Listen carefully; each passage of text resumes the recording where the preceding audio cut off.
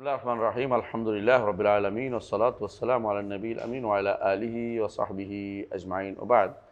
আমরা পড়ছিলাম ইমাম মুজানি রহমতুল্লাহ আলাইহির শারহুস সুন্নাহ এবং আমরা একটা অংশে আকীদার একটা অংশে এসে যেখানে মানহাজ আলোচনা করেছেন সেখানে গত পর্বে আলোচনা করছিলাম যে ইমামদের এবং শাসকদের আনুগত্য করতে হবে এবং তাদের বিরুদ্ধে বের হওয়া যাবে না।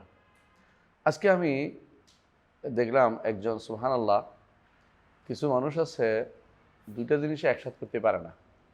একটা হলো আনুগত্য আর বের হওয়া। এটা আনুগত্য করব না, লা তাআতা ইল্লা ফিল মারুফ। আনুগত্য করব শুধুমাত্র ভালো কাজে, কিন্তু আনুগত্য না করলেই বের হতে হবে এর বিরুদ্ধে বিদ্রোহ করতে। এই জিনিসটা একসাথে করে ফেলা ঠিক না।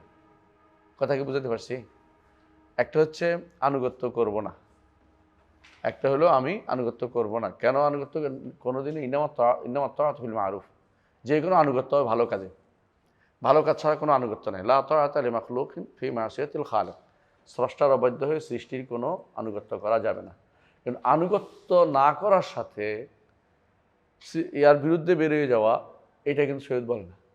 একটা আনুগত্য করি না, বিরোধিতা করার দুটোর মাঝখানে একটা জায়গা আছে, স্পেস আছে, এটা বুঝতে হবে। তো একজন শাসক যখন গুনাহগার হবে, নেককার শাসক হলে তার আনুগত্য করতেই হবে, এতে কোনো দ্বিমত নাই। গুনাহগার শাসক হলো তার আনুগত্য করতে হবে ভালো কাজে, ভালো কাজে আনুগত্যটা হবে। এটা হচ্ছে আহলুস সুন্নাহ ওয়াল জামাতের আকীদা। কথা কি বুঝাতে পারছি? এটার জন্য এইটাই বলো, ওয়াইন জারু, যদিও তারা জালেম হয়, ওয়াইন আখাদা মালাক আও ওয়াইন আখাদা মালাকা আও জালাদা জাহরাক, তোমার পিঠের চামড়া উঠে ফেললো, তোমার সম্পদ নিয়ে গেল, আতইল আমিরা, আমিরা তাহাত করে। এটা হচ্ছে হাদিস, সহিহ মুসলিমের কিতাবুল ইমারা আমরা পড়লে বুঝে আসবে জিনিসটা। তাহলে একটা হচ্ছে ভালো কাজে আনুগত্য, আরেকটা হলো তার আনুগত্য করব না, কিন্তু তাই বলে কি তার বিরুদ্ধে নামবো? নাকি আমি মিম্বর থেকে হুঁশিয়ারি দিব, আপনাকে সাবধান করে দিলাম, হ্যাঁ ইউসুফ সাহেব আপনাকে সাবধান করে দিলাম, এটা কি বলবো নাকি? এটা ইসলামী শরীয়তের নীতি না, ইসলামের নীতি এটা না। সেখানে কি করবেন? সেখানে কি করবেন? যেই ভুলটা তিনি করেছেন ভুলটাকে হাইলাইট করবেন। কথা বুঝছেন? হাইলাইট কোনটাকে করবেন? ভুলটাকে হাইলাইট। তখন ভুলকারীকে হবে না, কারণ শাসকরা হচ্ছে ক্ষমতা নিয়ে বসে আছেন। আপনি নিজেকে বিপদে ফেলতে শহীদ বলেনি কোথাও। আপনি হচ্ছেন আমর বিল মারুফ আর নাহি আনিল মুনকার, সৎ কাজের আদেশ দেওয়া, আতা অসৎ কাজের নিষেধ। আপনার জন্য তিনটা স্তর আছে। আপনার জন্য প্রথম স্তর হচ্ছে, যদি ক্ষমতা থাকে তাহলে হাত দিয়ে করবেন, না থাকলে মুখ দিয়ে, না থাকলে অন্তর দিয়ে, তাই তো? এবং কি মুনকেরের জন্য করবেন না মুনকারের জন্য করবেন? মুখ দিয়ে। মুনকার, বুঝছেন তো? মুনকেরের উপর করতে কিন্তু আপনাকে বলা হয়নি। এই জিনিসটা আপনাকে দেখতে, মানে আমি মুনকারান বলছে। মুনকারকে পরিবর্তন করতে গেলে আপনাকে মুনকের, যে মুনকার যে আপনি মুনকের, আপনি যে খারাপ কামটা করছে তার বিরুদ্ধে নামবেন কিনা, এমন কোনো রাস্তা আমাদের কাছে নেই। বুঝে আসছে কথাটা? তো এখন আমি যেই পদ্ধতিতে আসছি, শাসকের বিরুদ্ধে আমি কোনো শাসকের আমরা কিছু করিনি, মানে কারো শাসকের মানতেও বাধ্য না। বাংলাদেশে যে সমস্ত শাসক আছে এগুলি আমরা মানা জরুরি মনে করি না। শুধু শাসনটা মানতে হবে, কারণ দেশ কি হবে? ধ্বংস হয়ে যাবে। সবাই যদি আমরা বলি যে ইউসুফ শাসকের আমরা মানি না, কথার কথা মানি না, সমস্যা নেই, কিন্তু বাংলাদেশের নীতিটা মানতে হবে যেগুলি বৈধ। নাহলে তো আপনি গাড়ি এক্সচেঞ্জ করবেন। আমি যদি বলি যে ডান দিকে যেহেতু, বাম দিকে যেহেতু চালাইতে বলে, আমি এটা শুনবো না, তো কি করবেন? রাস্তার মধ্যে কি ডান দিকে চালাবেন? এরপরে তো কি হবে? কিছুক্ষণের মধ্যেই ট্রাকের সাথে আপনার ধাক্কা লাগবে, এক্সচেঞ্জ করবে। আমাকে বুঝাতে পারছি কথাটা? তা আপনাকে আগে শিখতে হবে এই পার্থক্যটা। এটা হচ্ছে সূক্ষ্ম পার্থক্য, এই জন্য আলেমদের কাছে যেতে হয়। যোগে যোগে আলেমরা এটাই বলেছেন যে মুনকারটাকে অবশ্যই কি করতে হবে? এনকার করতে হবে, মুনকার যেটা। কিন্তু যে কাজটা করেছে ফাইলুল মুনকার, যেটা ফাইলুল মুনকার, যে তার বিরুদ্ধে আপনার সে কোন পর্যায়ে আছে এটা আপনাকে দেখতে হবে। যদি আপনার ছেলে হয় নিঃসন্দেহে আপনি তাকে থাপ্পড় দিবেন। স্ত্রী হলেও আপনি তাকে কদ্দুর মারতে পারবেন, মেসোয়াক দিয়ে মারতে পারবেন, এর বেশি না। হাতের মেসোয়াক যদি আপনি লাঠি বানাই ফেলেন এটা আলাদা কথা, মেসোয়াক দিয়ে মারতে পারবেন। কিন্তু পাশের বাড়ির লোকটাকে আপনি মারতে পারবেন? কি করতে পারবেন? মুখ দিয়ে বলতে হবে কোনটা, যে এই কাজটা আপনি যেটা করছেন এটা কিন্তু ঠিক না। না মুখ দিয়ে তার 14 গোষ্ঠী গালিগালাজ করে শেষ করে দেবো কোনটা? তার বিরুদ্ধে অমুক ভালো না, অমুক ভালো না বলবো না, অমুকের কাজ এটা অন্যায় করছে এটা বলবো? তো আমরা কিন্তু শিখতে হবে ভাই, এনকার আর মুনকার একটা বিশাল এটা ফেক। এনকার মুনকার একটা ফেক নিঃসন্দেহে আপনাকে জানতে হবে। অনেকে বলে দুইটা একসাথে, আপনি তো আগে বলতেন যে এরা কাফের, তো কাফের হয়ে গেলেও অনেক কাছে আমি ব্যক্তিগত কাউকে তাকফির করিনি, এককভাবে নির্ধারিত করে তাকফির করিনি যে এই কাজ করে সে কাফের। এটা তো নিয়ম ইসলামের বলা, এটা কোরআন হাদিসে সব জায়গাতেই। যে ব্যক্তি চুরি করে তার হাত কেটে দিতে হবে এটা বলি না, নীতি আইন না। আইন যারা পড়ে তারা তো এটা বলে। যে ব্যক্তি পিতা মাতাকে ভরণ পোষণ দিবে না তার 1500 টাকা জরিমানা এখন আইন করছে সরকার, একটু খেয়াল করে। তাই বলে একটা লোককে আপনি বলতে পারবো এই তুমি তোমার পিতা মাতাকে ভরণ পোষণ দাও না কেন, তুমি 1500 টাকা আমাকে দাও। তুমি কে? তুমি কে? হো আর তোমাকে আমি কেন দিব? বলে আইন আছে যে, বলে আইন প্রয়োগ করার এক সংস্থা তো আরেকটা, তুমি না। কথাটা বুঝাতে পারছি?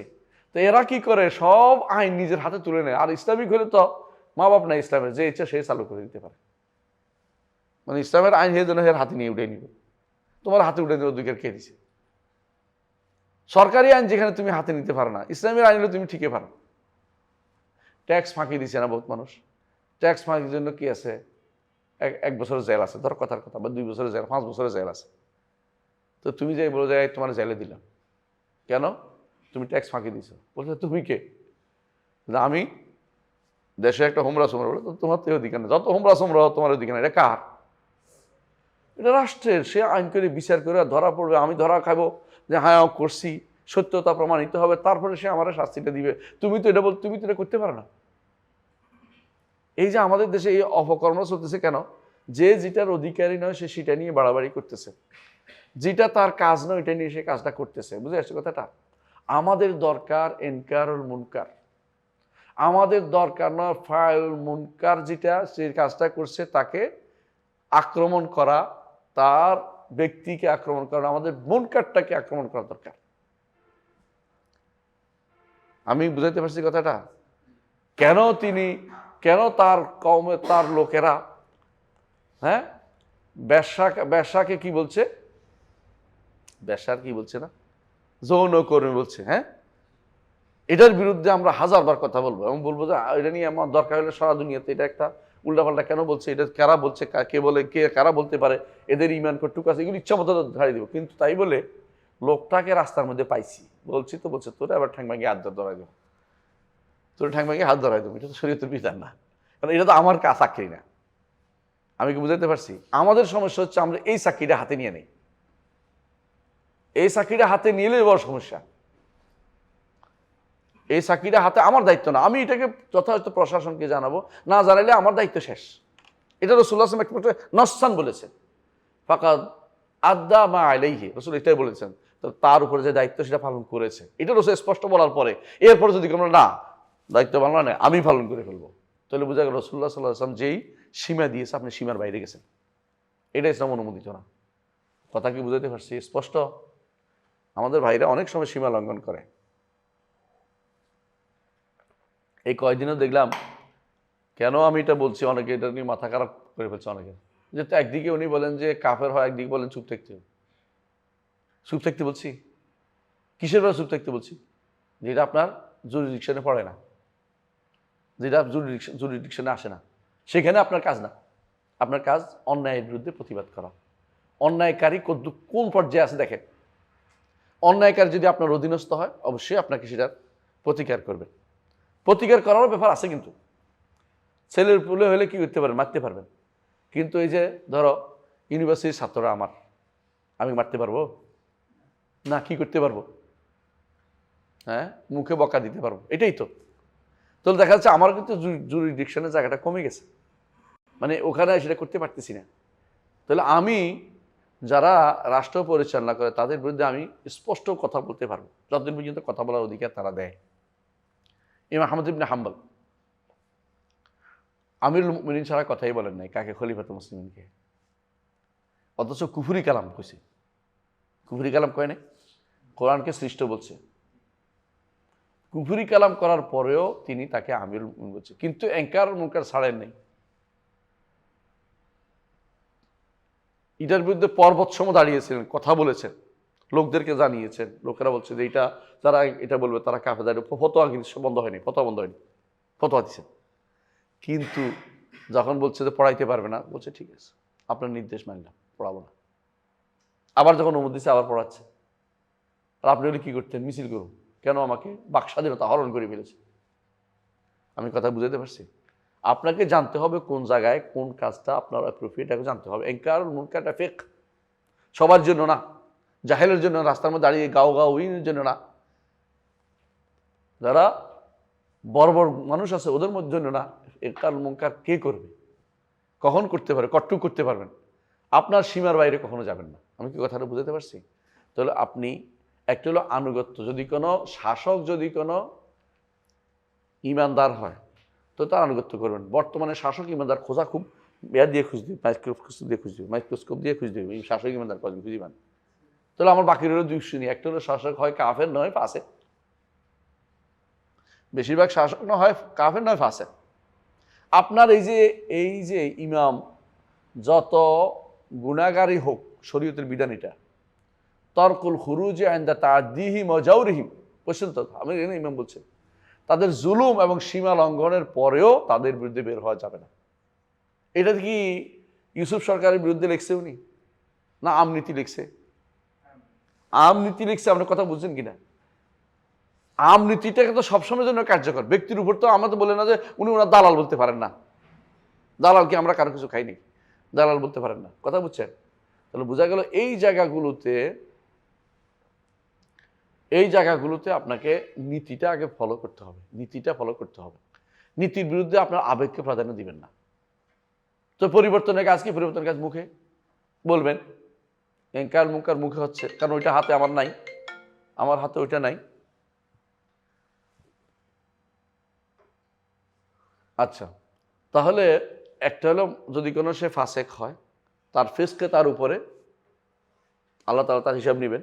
আমার দায়িত্ব তার ফাসেকি কাজটার বিরুদ্ধে, যে ফেসকি কাজটা, সেটার বিরুদ্ধে প্রচুর পরিমাণে মানুষকে সাবধান করা যায়। এটা কিন্তু কুফরি। ধরেন সে যদি কোনো চালু করে দেয় এটা যে ছেলেরা মেয়েরা ছেলে হইতে পারবে, আমরা এটা কোনোভাবে মেনে নেব না। কিন্তু তাই বলে তারা ধরে রাস্তার মধ্যে মারলে কি উসুল হয়ে যাব? তারে পাইছি রাস্তার মধ্যে, এখন তারা অপমান করে দিব, এটা কি লাভ আছে আমাদের? না, এটা শরীয়ত অনুমোদন করে নাই। আমার দায়িত্ব হচ্ছে এই বিষয়টা নিয়ে বেশি বেশি করে কি করা, প্রসার করা, যেটা অন্যায়, এটা গুনাহ, এটা নাজায়েজ, এটা হারাম, এগুলি ইচ্ছা মতো বলতে থাকবো। এবং এটা করলে ঈমান চলে যায় এগুলি বলবো, এটা করলে কাফের হয়ে যায় এগুলি বলবো। কেউ যদি জায়েজ মনে করে কাফের হয়ে যায়, কি করা, এই যে LGBTQ করলে কাফের, অনুমোদন করলে কাফের হয়ে যাবে, এগুলি ইচ্ছা মতো বলবো, সারাদিন ইচ্ছা বলতে থাকবো, এতে কোনো সন্দেহ নেই। কিন্তু এইটার কারণে একটা মানুষকে পাইয়েই ধরে মারতে হবে, এটা কিন্তু শরীয়ত বলেনি। মানে এই কাজটা আমাদেরকে শিখতে হবে যে এইটা আমার দায়িত্বের ভিতরে, আমার উপরের জায়গা, এটা আমার বিচার হইলে তারপরে তার মৃত্যুদণ্ড হবে। তারা যেখানে পাও সেখানে সরকার ঘোষণা করে মেরে ফেলো, তখন আমার রাজি আছি। এর আগ পর্যন্ত আমার দায়িত্ব নয় এটা। রাসূলুল্লাহ সাল্লাল্লাহু আলাইহি সাল্লাম, এক লোক বলছে, ইয়া রাসূলুল্লাহ, সে যে একজন মানুষ আমাকে মারতে আসে, আমি কি করবো? তো প্রতিহত করবা, হ্যাঁ প্রতিহত করবো। আরেকজন এসে বলছে, ইয়া রাসূলুল্লাহ, একজন মানুষ এই আমাকে হত্যা করতে এসে সে বলছে লা ইলাহা ইল্লাল্লাহ, বা তুমি যদি তার হত্যা করো তাহলে কি হবে? তুমি তার মতো গুনাহগার হবে। এই গুনাহকে নিষেধ করেছে, কারণ হচ্ছে এই দ্বিতীয় যে বিচারটা, ওই বিচারটা তো রাষ্ট্রের কাছে। যুদ্ধের ময়দান ছাড়া কেউ আপনাকে মেরে ফেলছে, আপনার ছেলে কি তারা মেরে ফেলতে পারবে? কি করতে হবে? বিচার লাগবে, বিচার লাগবে। এখানে হাত আইন কোনোভাবে শরীয়তও বলে না, আইনও বলে না আপনি তারে মারতে পারেন, শরীয়ত বলে না এটা। কিন্তু হ্যাঁ, শরীয়ত বলছে ফাকাদ জাআলনা লিওয়ালিয়্যি সুলতানান ফালা ইউযলিম ফিল কাতলি ইন্নাহু কানা মানসুরা। তার কথা বলার অধিকার আছে, তার মামলা করার অধিকার আছে, তার বিচার চাওয়ার অধিকার আছে। বিচার করবে না, আমরা মেরে ফেলি, এটাই শহীদ বলে না। কিন্তু তাহলে আমরা দেখতে পাচ্ছি, হ্যাঁ, এটার জন্য আপনি লোক তৈরি করতে পারবেন যে এটা কেন করছে, এটা অন্যায় করছে, এটা অন্যায় করছে, এটা কেন, সারাদিন বলতে পারবেন, যাতে করে মানুষ সাবধান হয় এবং তার ব্যাপারে মানুষের মধ্যে কি আসে, একটা সাবধানতা আসে যেন অন্যায় করতে আর সাহস না করে। কিন্তু তাই বলে তাদের মেরে ফেলতে হবে এটা তো বলেনি শরীয়তে, কথা বুঝছেন কিনা? তো এই জন্য ফাসেক যদি কোনো হয় শাসক, তাহলে কি করতে হবে, তারও আনুগত্য করতে হবে। কোন জায়গায়? রাষ্ট্রীয় বিধানাবলীতে, রাষ্ট্রীয় নীতিতে। তবে যে ফেসকের নির্দেশ দিছে সেটা মানা যাবে না, সেটা মানা যাবে না। আর যদি কাফের হয়, হ্যাঁ, শাসক কাফের হলে কি করবেন?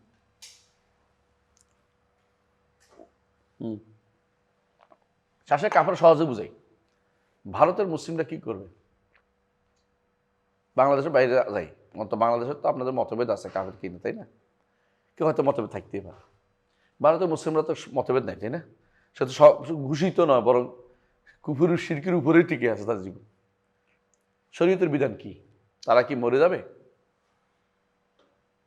ভারতের মুসলিমরা কি করবে বলেন না? তার বিরুদ্ধে বেরোতে হইব, সবর এবং হিজরত, সবর করবে এবং হিজরত করবে, মানলাম। কিন্তু আইনের কি করবে? রাষ্ট্রীয় আইন কি করে মানবে? রাষ্ট্রীয় আইন মানবে।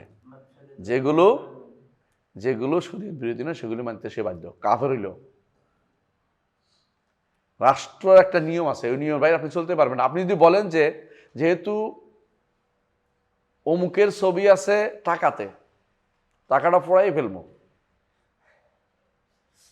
এটা হবে না তো। আপনার এই টাকা দিয়ে আপনাকে বাজার করতে হবে। টাকা এটা আপনি রাস্তার মধ্যে ফেলাইয়া মানুষের সামনে কাটিয়ে ফেলবেন, এটা তো বলে নাই, এ রাষ্ট্রীয় আইন বিরোধিতা আপনার। তো মুসলিমদের জন্য যদি কাফেরদের দেশে বাস করে, তাকে ওই দেশের বৈধ আইনগুলি মেনে নিতে হবে, যদি বাস করতে বাধ্য হয়। বাধ্য না হলে হিজরত করবে। হিজরতে জায়গা পায় নাই, তখন তাকে সবর করতে হবে। হিজরতের সুযোগ পায় নাই, সবর করতে হবে এবং তাকে বৈধ আইনগুলি মেনে চলতে হবে। তাহলে বোঝা গেল যে এই জায়গাটা মানে আমিরের বিরুদ্ধে বের হওয়া, শাসকের বিরুদ্ধে বের হওয়ার যে প্রবণতা আমাদের দেশে বা বিভিন্ন দেশে মুসলিমদের মধ্যে লক্ষ্য করা যাচ্ছে, সবই হচ্ছে খারিজিপনা।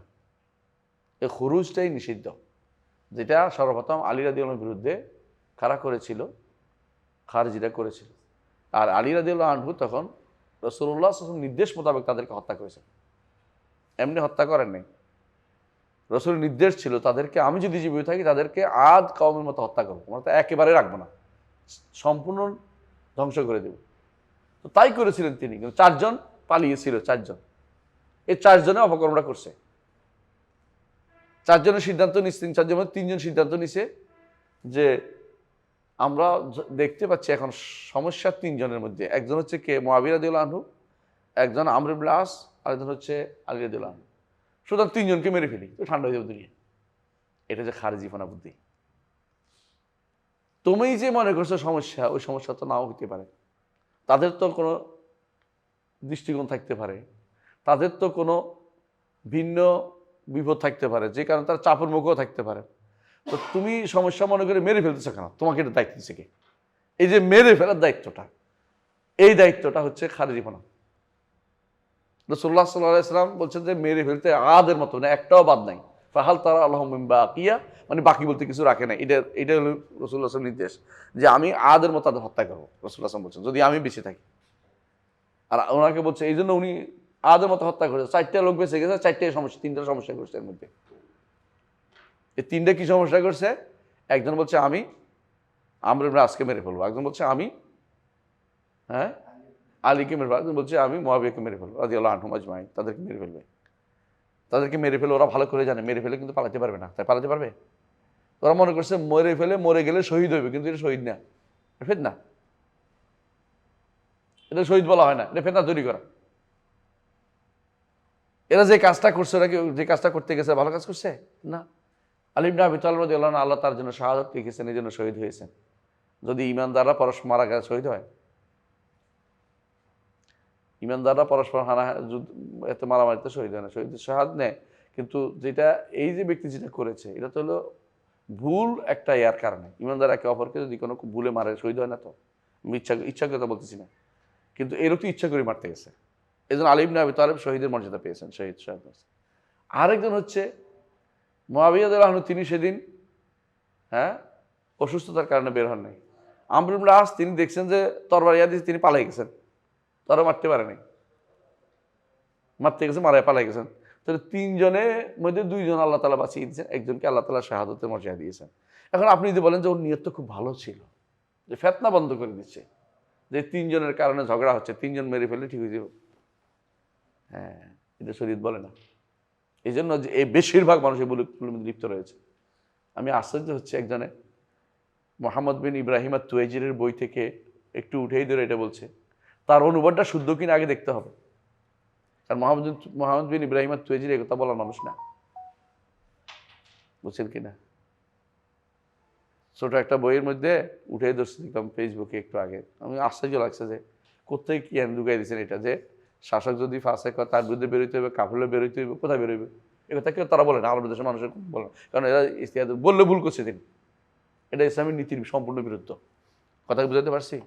কোনোভাবেই আপনাকে বের হওয়ার অনুমতি দেওয়া হবে না যতক্ষণ পর্যন্ত বের হওয়ার চেয়ে বের হওয়াটা না হওয়ার চেয়ে উত্তম বলে বিবেচনা হবে। বুঝলেন কিনা? যখন বুঝবেন যে এখন বের হলে আমি পাশ করে আমি কি হতে পারবো, এখন আমি জয়ী হতে পারবো, তখন দেখবেন মাসলাহাতে কোনটায় বেশি, যেটা স্বার্থ, মুসলিমদের স্বার্থ বেশি আর যেখানে ক্ষতি কম সেখানে আপনি এটা অবলম্বন করতে পারবেন। এর বাইরে কোনোভাবেই এইভাবে বের হওয়ার অনুমতি ইসলাম দেয়নি। আলী ইবনে আবি তালেব রাদিয়াল্লাহু আনহু শাসন ব্যবস্থার বিরুদ্ধে বের হওয়া জায়েজ আছে না? জায়েজ নেই। খলিফাতুল মুসলিমিন, যাদের ব্যাপারে রাসূলুল্লাহ সাল্লাল্লাহু আলাইহি ওয়াসাল্লাম বলেছেন আল খিলাফাতু বা'দি 30 সানা, 30 সানা, আমার পরে 30 বছর থাকবে, তিনি এটার অন্তর্ভুক্ত এবং খলিফা রাশেদ তিনি, তার বিরুদ্ধে তারা বেরিয়েছে। তারা তো ন্যাক নিয়তে বেরিয়েছে, তো ন্যাক নিয়তে ভালো হয়ে যায় না? ন্যাক নিয়ত থাকলেই জিনিসটা ভালো হয়ে যায় না, কথা বুঝছো? আচ্ছা, এরপরে পড়েন, তাহলে আমরা কি বললাম? ওয়াত্তাআতু পড়ো আবার।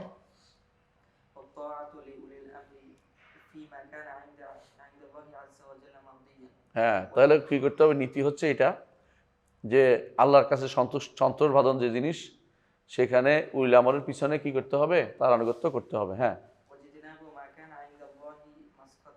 মুসখেতান, যা আল্লাহকে ক্রোধান্বিত করবে, যা আল্লাহকে ক্রোধান্বিত করবে ওই জায়গাতে কি করতে?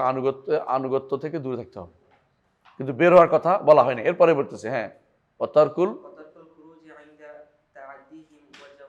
তাদের জুলুম এবং সীমা লঙ্ঘনের বিপরীতে বের হওয়া যাবে না, ছেড়ে দিতে হবে, বের হওয়া যাবে না। বের হওয়া বুঝেন? বিদ্রোহ করা বলে, বিদ্রোহ করা যাবে না। জি,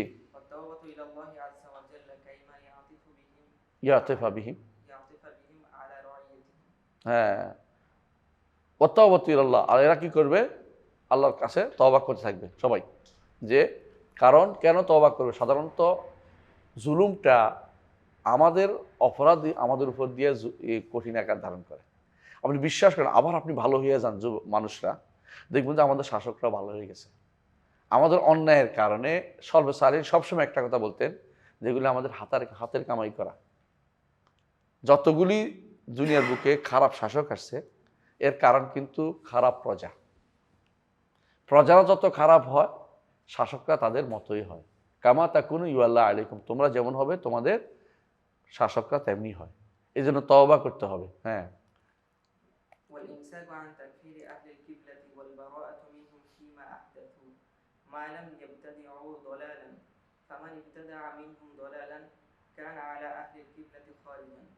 ومن الدين معرفا ويتقرب إلى الله عز وجل بالبراءة منه ويهجر ويحتكر وتجتنب غدته فهي أعدى من غدة الجرب والإمساك عن تكفير أهل القبلة। আরেকটি মূলনীতি, এতদিন আমরা একটা শিখছি, আজকে আরেকটা শিখবো। সেটা কি? ইমসাক আন তাকফির আহলুল কিবলা, আহলুল কিবলাকে কাফের বলা থেকে চুপ থাকা। আহলুল কিবলা কেমনে বুঝবো? এটা তো লাগবে, তাই না? আহলুল কিবলা কেমনে বুঝবো? আহলুল কিবলা কেবলার অনুসারী। কেবলার অনুসারীর জন্য 1 নম্বর শর্ত হচ্ছে ইউসাল্লি, কি ইউসাল্লি, সালাত আদায়কারী। কারণ কিবলার অনুসারে কেমনে বুঝবে সালাতে পড়ে না? যে ব্যক্তি সালাতেই পড়ে না সে কিবলার অনুসারে কেমনে বুঝছি? কথা কি বুঝাতে পারছি? রাসূলুল্লাহ সাল্লাল্লাহু আলাইহি ওয়াসাল্লাম যেটা বলেছেন, মান সাল্লা সালাতানা ওয়াস্তাকবালা, এটা দেখুন প্রথমে আছে, দেখছেন তো, ওয়াস্তাকবালা কিবলাতানা ওয়া আকালা যাবিহাতানা। কয়টা? একটা, দুইটা, তিনটা শর্ত না? তিনটা শর্ত না? এখন তো একজন মানুষ সালাত পড়ছে কিন্তু পড়ছে পূর্ব দিকে ফিরে। কারা এমন? বাহাইরা সালাত পড়ে কিছু দিকে ফিরে জানেন? বাহাইরা সালাত পড়ে নিকুশিয়ার দিকে ফিরে। নিকুশিয়া চিনেন? সাইপ্রাস চিনেন? সাইপ্রাসে একটা এলাকা নিকুশিয়া বলে, সাইপ্রাসের প্রধান জায়গা, যেটা এখান থেকে সারা বিশ্বের সংবাদ নিয়ন্ত্রিত করে আর কি, প্রধান জায়গা। ওদের আব্দুল বাহা মারা গেছে সাইপ্রাসে, এই জন্য সেদিকে ফিরে সালাত আদায় করে। বাহা তাদের নিকট আল্লাহ, নাউজুবিল্লাহ। বাহাইদের আল্লাহ হচ্ছে আল্লাহ হচ্ছে আব্দুল বাহা। তো বাহা আমাদের এই শরীয়তকে নাই ঘোষণা করে গেছে, কিন্তু তার অনুসারীরা তারই ইবাদত করে। বুঝে আসছে? এই বাহাই ঢাকাতে তাদের একটা অফিস আছে, জানেন আপনারা। তো কেউ এটা করলো যথেষ্ট না। আরেকটা কি? ইস্তেকবালা কিবলাতানা, এবার কিবলার দিকে ফিরে নামাজ পড়ছে। যেমন কারা সাল্লা সালাতানা ওয়াস্তাকবালা কিবলাতানা, আমাদের সালাত পড়ছে আর কিবলার দিকে ফিরে সালাত আদায় করছে। দুটো হইলো, আমাদের খাবারও খাইছে, বুঝছো? এই তিন ব্যক্তির উপর কি বলছে? হ্যাঁ, ফাযালিকাল মুসলিমুল্লাযী আলাইহি জিম্মাতুল্লাহ ওয়া জিম্মাতু রাসূলি, এই ইমানদার ব্যক্তি যার উপরে কি আছে? আল্লাহ এবং তার রাসূলের জিম্মাদারি আছে, তাকে হত্যা করতে যেও না। এখন আসলে একটা কথা আমি বুঝিয়ে বলি, এই যে সালাতা না অর্থ কি? আমাদের মতো করে সালাত আদায় করে। কেউ যদি কোনো এখন বসে বসে কতক্ষণ থেকে বলে যে সালাত হয়ে গেছে, হ্যাঁ, যারা হাদিস অস্বীকারী তাদের সালাত কীরকম দেখছেন? আমাদের মতো না তো, কারণ তারা আমাদের মতো সালাত পড়তে পারে না। হাদিস না মানলে সালাত পড়তে পারবে না। তাদের জাকাতটা কেমন দেয়, তাদের জবেটা কেমনে করে, কারণ আমাদের মতো জবে কেমনে করবো কোরআনে আছে? কোরআনে আছে? কোথায় আছে? হাদিসে আছে। হাদিসে আছে। কি কি রগ কাটতে হবে কোথায় আছে? হাদিসে আছে। কোরআনে কি বলছে? ফাসাল রাব্বিকা ওয়ানহার, নহর করা বলছে। নহর করতে আমি গরুর নহর করব, ছাগলের নহর করব? তাহলে বোঝা গেল এটা উদ্দেশ্য এইভাবে নয়, বরং বুঝে আসছে জবাই করার উদ্দেশ্য। জবাই কেমনে করবে এটা কোথায় আছে? হাদিসে আছে। রাসূল কি বলেছেন? কুলমা আনহার দাম, রক্ত যেটা প্রবাহিত করে সেটা শুধু খেতে পারবে, তাই তো? এখন পা দিয়ে জবে করে দিই, হবে না? হবে না। তাহলে বোঝা গেল যে আমাদের এই নাটাও একটা জরুরি জিনিস। কিবলা তা না, যারা আমাদের কেবলার দিকে ফিরে অন্য কেবলা বানাইছে তাদেরটাও গ্রহণ করা হবে না। আকালা জাবিহাতা না, আমাদের জাবিহা, অন্য জাবিহা খাওয়া না। এখন এই হিসাবে আপনি ভালো করে দেখবেন যে আসলেই কি কত পার্সেন্ট মুসলিমের অনুসরণ করে আমাদের, যাদেরকে আমরা আহলুল কেবলা বলি। কথা বুঝছেন? আপনাদের খলিল কেবলা জলিল কেবলা যারা অনুসরণ করে, কাবা, জলিল কাবা, খলিল কাবা, চিনেন তো? এই যে লালনরা এইটাও না, এটাও না, এটাও না, কোনো রাত নাই। তাহলে হে কোন মুসলিম এটা? তার উপর জিম্মাদারি কোত্থেকে আসলো? তার উপরে কোনো জিম্মাদারি আল্লাহ তার রাসূল আমাদের উপর দেন, দায়িত্ব দেন নাই যে এদেরকে দেখাশোনা করতে হবে, এদেরকে কাফের বলা যাবে। বুঝে আসছে কথাটা? ইস্তেকবাল কেবলা কেউ যদি করলো, আরো একটা জিনিস বলি, এই যে ধরেন কেবলার দিকে ফিরে সালাত আদায় করে কারা? কাদিয়ানীরা। কাদিয়ানীদেরকে মুসলিম বলবেন? এরা কিন্তু তিনটাই করে, এইটাও করে, এইটাও করে, এইটাও করে। বুঝছেন? তাহলে বোঝা গেল এটা হচ্ছে বাহ্যিক আমলের পরিচয়, এটা মাথায় রাখতেই হবে। একজন মানুষের বিপরীতটা প্রকাশ করে নাই, তিনটা কাজ করছে। একটা কি, আমাদের মতো সালাত আদায় করছে। দ্বিতীয় হচ্ছে আমাদের ক্যাবলার দিকে সালাত পড়ছে। 3 নম্বর আমাদের রান্না জিনিস খাচ্ছে। তাকে আমি খোঁচাই তার পেটের ভিতরে কি আছে ওইটা বের করার দায়িত্ব আমার নাই। রাসূলুল্লাহ সাল্লাল্লাহু আলাইহি ওয়াসাল্লামের যুগে মুনাফিকরা এই কাজটাই করতো, 3টা কাজ, 1 2 3। রাসূলুল্লাহ সাল্লাল্লাহু তাদের কখনো কি করতেন না, হত্যা করতেন না, কিছু করতেন না। বুঝে আসছে কথাটা? কেন? বাহ্যিক আমলের উপরে তার সবকিছু নিয়ন্ত্রিত হবে। কিন্তু একটা মানুষ ধরেন, একটু বুঝে বলি, এই যে ব্যক্তি আমরা এখন কাদিয়ানীদের কি বলি, কাফের বলি না? কাদিয়ানীরা কোন জায়গায় সমস্যা করছে? এখানে একটা সমস্যা করে। তো কোন জায়গায় সমস্যা করছে? ঈমান বিরোধী, ঈমান নষ্টকারী কাজ করে ফেলছে। ঈমান নষ্টকারী কাজ করলে তাই কাফের বলতে হবে। এই কথা দিয়ে দলিল দিয়ে আমাদের ইয়ারা বক্তারা বলে, এগুলি দিয়ে দলিল দেয় যে টুপি দাঁড়িয়ে দিয়ে ঐক্য করবে, এটা দিয়ে ঐক্য করবে। এগুলি যারা করে তাদের কাফের বলে কেন?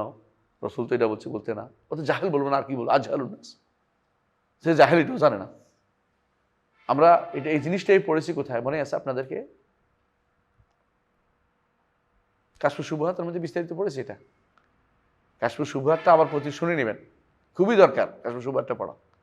একজন মানুষ প্রকাশ্য বোধহয় এগুলো থাকবে, আলহামদুলিল্লাহ সেই মুসলিম। কিন্তু যখনই এমন কোনো কাজ করবে বোঝা গেল যে সে কুফরি করছে অন্য জায়গাতে, তখন কি আর মুসলিম থাকবে না? একজন মানুষ যদি কোনো এগুলি করে, এরপরে সে আল্লাহরে গালি দিল, রাসূলরে গালি দিল, কোরআনকে অপমান করলো, এগুলি তো ঠিক আছে, তাই বলে কি আপনি মন ইমানদার বলে ফেলবেন তাকে? সে তো কাফের।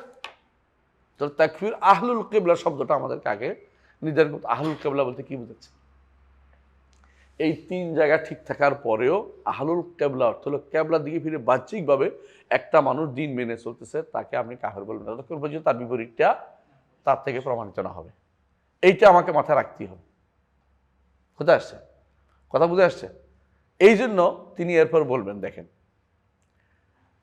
ওয়াল বারাআতু মিনহুম ফিমা আহদাসু আল ইমসাক আন তাকফির আহলুল কিবলা। এই ইমসাক অর্থ কি?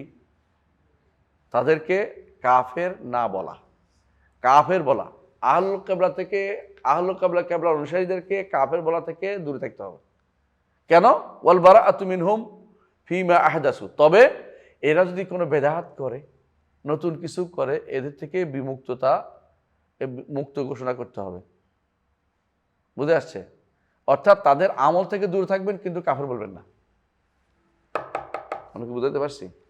একজন মানুষ, ইমাম সাহেব মিলাদ পড়ে, বলে না মিলাদ পড়বো না, কিন্তু তারা কাফেরও বলছি না। মিলাদ পড়াটা বেদাতে কোনো সন্দেহ নেই। একজন মানুষ কি করছে? সবে মেরাজ পালন করছে, তাহলে বেদাত, তাই বলে কাফের বলে ফেলবেন না। এটাই উনি বলতেছে, এটা যে তাকে কাফের বলবো না, তবে যে কাজ সে করেছে এটা থেকে কি করতে হবে? তার থেকে বিমুক্ত ঘোষণা করতে হবে। এই কাজ আমিও করবো না, কেউ করতেও দিব না, এই কাজ বেদাত বলবো। এখানে চুপ থাকার বিষয় নেই। এই কথা বুঝে আসছে তো? এরপরে আসেন, মা লাম ইয়াবতাদিউ দালালান, যদি কোনো পথভ্রষ্টতা তারা নিয়ে আসে, সেখানে তার এটা ঘোষণা করতে হবে। এটা অনুসরণ করা যাবে না, এটার ব্যাপারে সোচ্চার থাকতে হবে। পথভ্রষ্টতা রচনা করে না। বড় পথভ্রষ্টতা হচ্ছে আপনার আল্লাহর বিধানকে পরিবর্তন করে ফেলছে, এটা একটা বড় পথভ্রষ্টতা। আল্লাহর শরীয়ত পরিবর্তন করে সেখানে খারাপ কিছু ঢুকাচ্ছে। নারী পুরুষ সমান করে দিবেন বলতেছেন আপনি, ছেলে আর মেয়েকে সমান সমান মিরাজ দিবে বলতেছে গায়ের জোরে। যে ব্যক্তি এটা বলবে, অথবা আরেকটা কি কইছে, যদি তালাক দেয় তাহলে স্বামীর সম্পদের অর্ধেক স্ত্রীকে দিয়ে দিতে হবে। মানুষের ফলে আর বিয়ে শাদী করবে না, মেশিন কিনে সারা জীবন চালাই দিবে। মানে এমন কঠিন অবস্থা তৈরি করছে। তো এগুলি হচ্ছে ইবতিদা, এমন পথভ্রষ্টতা নিয়ে আসছে দিনের মধ্যেও, যেগুলো কি, এগুলো যদি হয় তাহলে তার সেখানে কি করতে হবে না, চুপ থাকা যাবে না। ফামান ইবতাদা মিনহুম দালালান, কেউ যদি কোনো এরকম পথভ্রষ্টতা চালু করে, নতুন করে, কানা আলা আহলিল কিবলাতি খারিজান, সে আহলুল কিবলা থেকে বেরিয়ে যাচ্ছে। ওই যে আহলুল কিবলার পরিচয় দিচ্ছে, বুঝছেন তো? কারণ আহলুল কিবলারা বাইরেরটা করে নাই। তিনি উদাহরণ দিচ্ছেন বেদাত দিয়ে। আর শিরিক কুফর হলে কি হইতো? আরো ভয়াবহ। তিনি বলছেন যে বেদাত করলে আহলুল কিবলা থেকে বেরিয়ে যাচ্ছে। তো শিরিক করে, কুফর করে, তো এমনি চলে যাচ্ছে। তো তাকফির আহলুল কিবলার মাসআলাটা যেমন বাড়াবাড়ি আছে একটা গোষ্ঠী, আর মুরজিয়াদের আছে ছাড়াছাড়ি। ছাড়াছাড়ি কি জন্য? এই দেশের মানুষকে কিছু বলতে পারবেন না, যা ইচ্ছা তা করুক, ইমান আকিদা সব শুদ্ধ, কোনো কথা নেই। এরা বেদাত করবে আমরা বললে অসুবিধা। একজন মানুষ বেদাত করে, আমি যদি বলি যে বেদাতির কথা শোনা যাবে না, এটা ক্ষতি হয়ে গেছে, তো কী করতে হইব? আমি বলবো বেদাতির কথা শোনেন, তাই না? বেদাতের পক্ষে একজন মানুষ অনবরত লিখে যাচ্ছে জেনে শুনে, আর আমি বলবো যে বেদাতির কথা শুনেন, তাহলে তার কোনো দর্শের দরকার নাই, আকিদের দরকার নাই, আমলের দরকার নাই। মানুষ সব হাইওয়ানাত হয়ে যাক, জানোয়ার হয়ে যাক। আপনি জানে শুনে বেদাত করেন আর আপনি বেদাতের অনুসরণ করেন, কেমন হলো কথাটা? এরপরে আমার বিরুদ্ধে যতই নামেন না কেন, আমি দেখে কিছুই মনে করি না, কারণ হক কথা বলেছি। আপনি এর বিপরীত জবাবটা কি দিবেন? সুতরাং ফামান ইবতাদা মিনহুম দালালান, যে কেউ পথভ্রষ্টতা চালু করবে, কি হবে? কানা আলা আহলিল কিবলাতি খারিজান, আহলিল কিবলা থেকে বেরিয়েছে, খারিজ হয়েছে, বুঝছেন তো? অমিনাদ দ্বীনি মারেকা, দিন থেকেও বেরিয়ে গেছে। মারে খারিজ একই অর্থ। ওয়া ইউতাকাররাবু আল্লাহ বিল বারাআতি মিনহু, তার থেকে গুরুত্বপূর্ণ, তার থেকে সম্পর্ক চ্যুতি ঘোষণা করার মধ্যে আল্লাহ নৈকট্য চাইবেন আল্লাহর কাছে, যে আমি তার থেকে সম্পর্ক রাখি না, বেদাতকারীর সাথে সম্পর্ক রাখি না, এটা দ্বারা আল্লাহ নৈকট্য চাইবেন। আল্লাহ, আমি বেদাতের সম্পর্ক রাখি না, আল্লাহকে আমরা নৈকট্য চাচ্ছি, এর সাথে মিলেমিশা জায়েজ নাই। কথা বুঝছে? একটা জশ্নের জুলুসের মিছিল হয়েছে, আপনার সব তো দেখি মাশাআল্লাহ বিশাল লম্বা লাইন, শশিনার মানুষ তো সবই। আমার আব্দুল্লাহ জাহাঙ্গীর রহমতুল্লাহ এখানে দাওয়া একটা সাবজেক্টে পড়ছে, এই বেটা এটা নেতৃত্ব দিছে, তাই বলে কি দাওয়াত দিছে সেইটা? এই দাওয়াত বলতে কি বুঝছি? জশ্নে জুলুসের নেতৃত্ব ইসলামী বিশ্ববিদ্যালয়, বিরাট মিছিল। তাকে পরিত্যাগ করা দ্বারা আল্লাহর নৈকট্য চাইতে হবে। আলহামদুলিল্লাহ এগুলির কাছ থেকে আমি দূরে। একা হইলে একা, আল জামাআতু মা ওয়াফাকাল হক ওয়া ইন কুনতা ওয়াহদাক, তুমি একা হইলেও জামাত হচ্ছে ওইটাই যেটা হকের সাথে মিলবে। তোমাকে বেশি সংখ্যা দেখে ভয় পেও না, বেশি সংখ্যা দেখে ভয় পেও না। মুহাম্মদ রাসূলুল্লাহ সাল্লাল্লাহু আলাইহি ওয়াসাল্লাম একা ছিলেন, অনুসারীরা কম ছিল। আর যে ব্যক্তি এই ভয়ের কারণে হক কথা বলবে না, সে ব্যক্তি পথভ্রষ্ট হয়ে যাবে। আমি আমার বাকি আলোচনা ইনশাআল্লাহ আরেকদিন করবো এটা নিয়ে, কিন্তু এটা গুরুত্বপূর্ণ একটা জায়গা যেখানে অবশ্যই আমাদের অনেকেই ভুল করে থাকে। এই জায়গাটা আরেকবার আলোচনার বিষয় আছে। সুবহানাকাল্লাহি ওয়া বিহামদিকা, আশহাদু আল্লা ইলাহা ইল্লা আনতা, আস্তাগফিরুকা ওয়া আতুবু ইলাইক। আসসালামু আলাইকুম ওয়া রাহমাতুল্লাহি ওয়া বারাকাতুহু।